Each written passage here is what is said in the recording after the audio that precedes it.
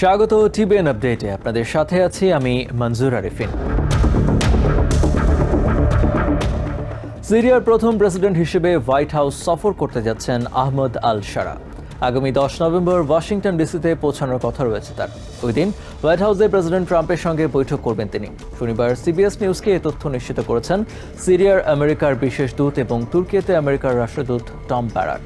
এটি হতে যাচ্ছে সিরিয়ার কোনো প্রেসিডেন্টের হোয়াইট হাউসে প্রথম সফর এবং ট্রাম্প ও আল শারার মধ্যে তৃতীয় বৈঠক। আল শারা একসময় সিরিয়ায় আল কায়েদার একটি সহযোগী সংস্থার নেতৃত্ব দিয়েছেন। 2013 সালে আমেরিকা তাকে সন্ত্রাসী হিসেবে তালিকাভুক্ত করে। তার মাথার জন্য $10 মিলিয়ন পুরস্কার ঘোষণা করে আমেরিকার সরকার। সিরিয়ার যুদ্ধে প্রবেশের আগে আল শারা ইরাকে আমেরিকার বাহিনীর বিরুদ্ধে যুদ্ধরত বিদ্রোহীদের সঙ্গে যোগ দিয়েছিলেন। এমনকি সেখানে তিনি আমেরিকান সেনাদের হাতে আটক হন। 2006 সাল থেকে 2011 সাল পর্যন্ত আমেরিকার বাহিনী আল শারাকে বন্দী রাখে।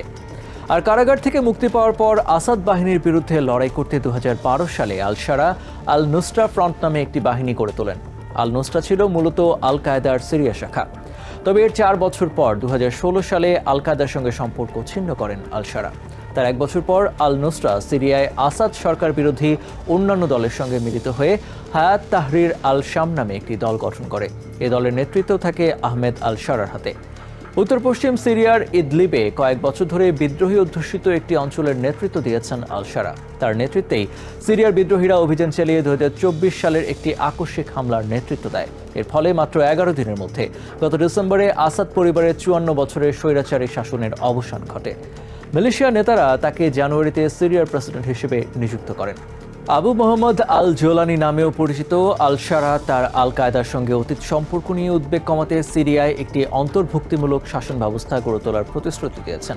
গত মে মাসে সৌদি আরবে ট্রাম্পের সঙ্গে সাক্ষাৎ করেন আল শারা। গালফ কোঅপারেশন কাউন্সিলের নেতাদের সঙ্গে ট্রাম্পের বৈঠকের ফাঁকে তাদের এই সাক্ষাৎ হয়। এটিকে সিরিয়ার জন্য একটি বড় বাকবদল হিসেবে দেখা হয়। ওই বৈঠকে ট্রাম্প শারাকে আকর্ষণীয় ব্যক্তিত্ব ও কঠিন মেজাজের নেতা বলে প্রশংসা করেন।